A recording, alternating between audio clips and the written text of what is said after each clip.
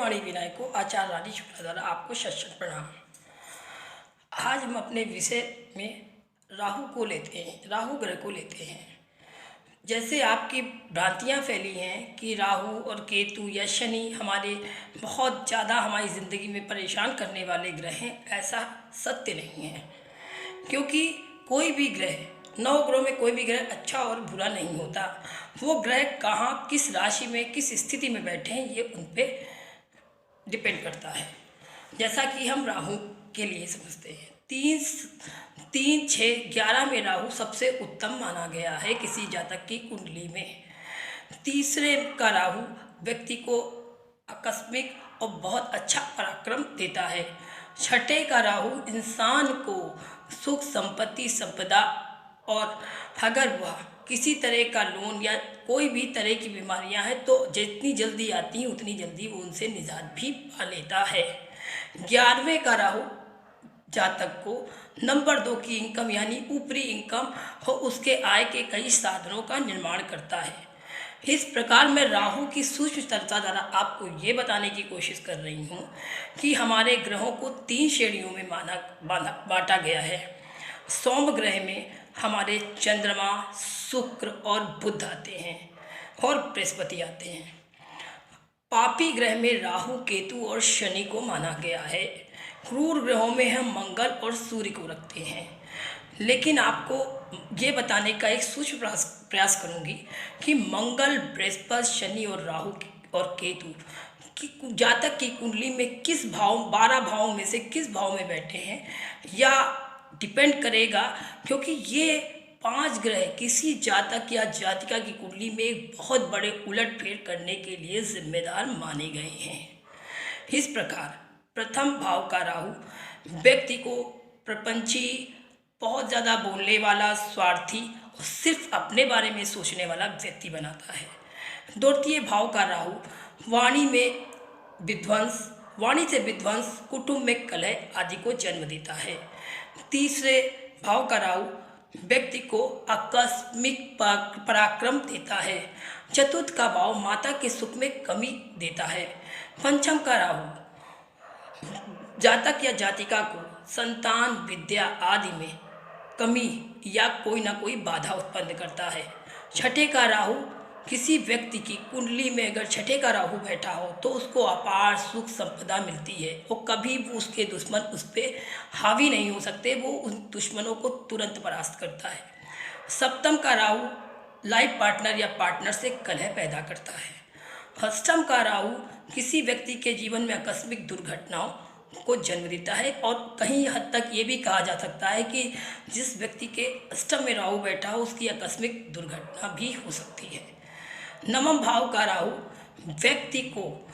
किसी भी व्यक्ति को धर्म से दूर, अधर्मी, धर्म की बुराई करने वाला व्यक्ति बनाता है। दसम का राहु थोड़ी सी ही क्रियाकलाप में आपको बहुत बड़ा नाम या अपमान दे सकता है। क्योंकि और ये भी देखा गया है कि जिसका राहु दसम भाव में बैठा होता है वो कम से कम उसका 3 बार चेंज रिप्लेसमेंट यानी 3 बार वो नौकरी या व्यवसाय अवश्य बदलता है। 11वें का राहु किसी व्यक्ति की नंबर 2 की इनकम को भी जन्म देता है और उसको अपार सुख, संपदा और धन का अपार लाभ प्राप्त होता है।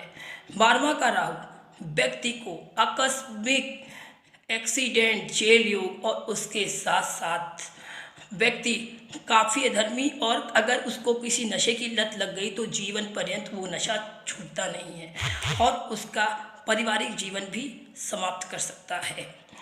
द्वितीय का राहु और 12वें का राहु व्यक्ति के लिए नशे की तरफ ले जाने का एक बहुत बड़ा द्योतक या इसको एक सिंबल के रूप में हम ले सकते हैं।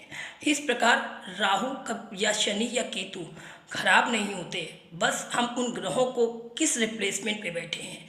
अगर 3, 6, 11 में बैठे हैं तो अति उत्तम हो। क्या आपको ये पता है कि अगर किसी की कुंडली में शनि, राहु और मंगल लीड करते हैं तभी वह एक बहुत बड़ा राजनेता या नेता या प्रधानमंत्री बन सकता है।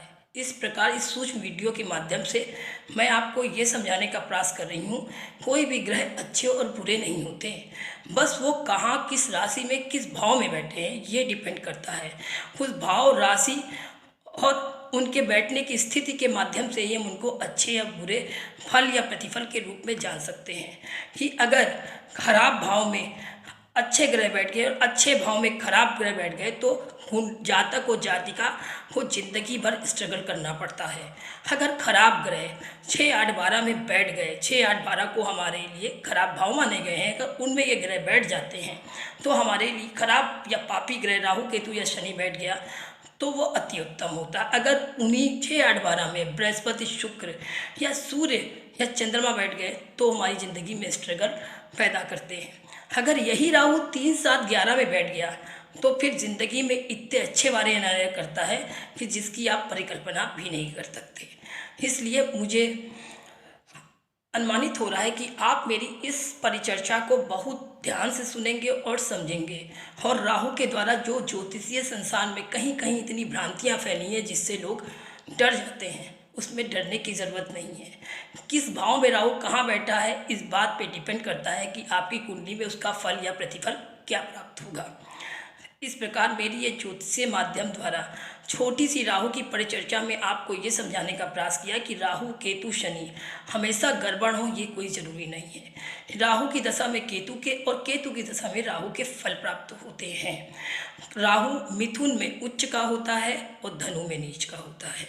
इसी प्रकार केतु मिथुन में नीच का होता है और धनु में उच्च का होता है। इस प्रकार हर ग्रह किसी एक राशि में उच्च के और दूसरी राशि में नीच के हो जाते हैं।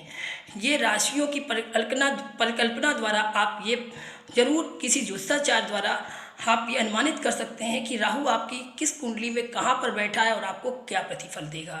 ये ज़रूरी नहीं कि राहु आपकी किसी कुंडली में कहीं भी बैठा हो आपको बुरा प्रभाव दे। राहु कभी कभी कुंडलियों में इतनी अच्छी जगह बैठ के इतना अच्छा प्रतिफल देता है जो ज़िंदगी में आदमी सोच नहीं सकता। राहु का अर्थ है किसी छोटी चीज़ को बढ़ा चढ़ा देना। अगर कोई आपने अच्छा काम किया तो उसको लाखों गुना अधिक बढ़ा देना। अगर आपने कोई बुरा कृत्य किया है तो उस कृत्य को भी बुराई के रूप में पूरे संसार में अफवाह की तरह फैला देना। राहु एक तरह का मीडिया का कारक भी माना गया है। जिन जिन नेताओं की कुंडली में राहु, केतु और शनि उच्च का होता है वो राहु, केतु और मंगल उच्च के हो जाते हैं और इन तीनों का कॉम्बिनेशन अच्छा बैठता है, वो एक सफल राजनेता के रूप में पूरे विश्व में युगों युगों तक जाने जाते हैं। आचार्य रानी शुक्ला द्वारा आपको शत शत प्रणाम। वंदे वाणी विनायक को। उम्मीद है मेरा ये छोटा सा वीडियो आपको जरूर अच्छा लगा होगा और राहु द्वारा फैलाई गई तरह तरह की भ्रांतियों द्वारा आपका मानसिक निदान हो चुका होगा कि राहु हरदम खराब प्रतिफल नहीं देता। अगर आपको ये मेरी छोटी सी सूक्ष्म चर्चा बहुत अच्छी लगी हो तो आप इसे प्लीज़ लाइक, शेयर और सब्सक्राइब जरूर करें। नमस्कार।